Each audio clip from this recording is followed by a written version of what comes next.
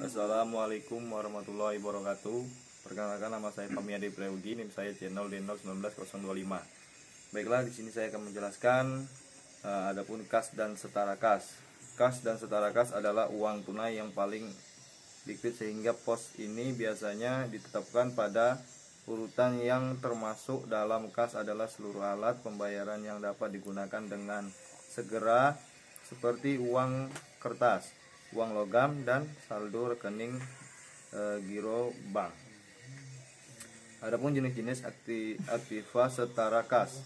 Pengertian dari setara kas adalah semua mata uang, baik kertas maupun uang logam, baik uang dalam negeri dan uang luar negeri, serta semua surat-surat yang memiliki nilai.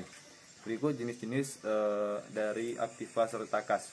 Yang pertama ada mata uang, ada cek, ada deposit bank, surat perintah bayar, giro bank, bond kas kecil. Tujuan aktiva setara kas: untuk memeriksa apakah terdapat internal kontrol yang cukup baik di dalam setara kas, setara transaksi penerimaan dan pengeluaran kas dan bank. Yang tidak termasuk aktiva setara kas yaitu deposit berjangka, merupakan uang simpanan di bank yang hanya dapat diambil setelah jangka waktu tertentu berakhir uang yang disediakan untuk tujuan tertentu, sehingga terkait penggunanya, seperti salah satunya ialah dana pensiun mundur tidak dapat digolongkan ke dalam kas sebelum jangka waktunya. Sifat dari aktiva setara kas yaitu terlibat dalam semua transaksi perusahaan. Aktiva setara kas merupakan harta yang siap dan mudah digunakan dalam transaksi serta diturunkan dengan harta lain, mudah dipindahkan dan beragam tanpa tanda dari pemilik. Konsep pembukaan tabungan. Apa itu buku tabungan? Buku tabungan adalah suatu bukti bahwa nasabah tersebut adalah nasabah penabung di bank tertentu. Setiap nasabah tabungan akan diberikan buku tabungan, yaitu buku yang menggambarkan setoran, penarikan, dan juga saldo atas setiap transaksi yang terjadi. Jenis-jenis tabungan. Tabungan konvensional. Tabungan konvensional adalah jenis tabungan yang dimiliki hampir oleh seluruh masyarakat Indonesia. Tabungan ini paling populer karena cara untuk mengajukan mudah, diprosesnya sangat cepat. Tabungan berjangka. Tabungan berjangka, nasabah tidak bisa mengambil uang tersebut setiap saat, di mana pengambilan uangnya hanya bisa dilakukan sesuai jadwal. Tabungan anak. Pihak bank menyediakan tabungan khusus anak dan tampilan yang menarik. Anak-anak menabung dengan tampilan buku tabungan dan kartu ATM yang sesuai dengan usia mereka. Syarat dan prosedur ganti buku tabungan. Syarat yang diperlukan untuk mengganti buku tabungan: terbangun karena rusak, hilang, pindah alamat, domisili, dan lain-lain hampir sama. Pertama, kartu identitas berupa KTP, SIM, ataupun paspor. Kedua, buku tabungan yang telah rusak. Ketiga, kartu ATM. Untuk mendapatkan buku tabungan baru, Anda harus dapat ke kantor bank sendiri dan tidak boleh diwakilkan oleh orang lain. Klasifikasi investasi pada efek tertentu.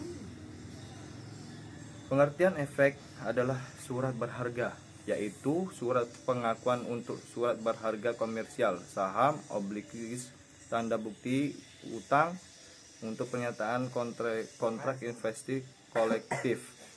Kontrak berjangka atas efek dan setiap derivatif atas efek. Efek utang adalah efek yang menunjukkan hubungan utang piutang antara koordinator dengan entitas yang memberikan efek. Pelakuan akuntansi pajak investasi pada efek utang. Ekuitas pembelian efek utang. Pembelian efek utang dicatat pada harga perolehan, meliputi biaya pilang, pajak dan biaya lain yang terjadi saat perolehan. Jika efek diperoleh di antara bayaran bunga, jumlah yang dibayarkan untuk efek meningkatkan sejumlah biaya yang dikenakan untuk bunga yang harus dibayarkan hingga tanggal pembelian. Pembelian efek ekuitas. Investasi dicatat pada jumlah yang dibayarkan, termasuk komisi pialang, pajak, dan biaya lainnya yang sifatnya insidental terhadap harga pembelian jika saham diperoleh melalui pertukaran dengan properti atau jasa selain kas.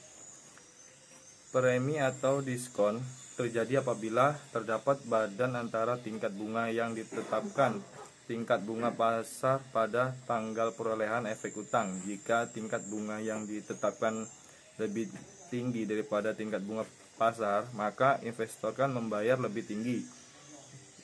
Jika tingkat bunga pasar lebih tinggi di tingkat bunga yang ditetapkan, investor akan membayar sedikit lebih tinggi dari nilai nominal utang. Baiklah, mungkin cukup sekian yang bisa saya sampaikan. Kurang lebihnya saya mohon maaf. Wassalamualaikum warahmatullahi wabarakatuh.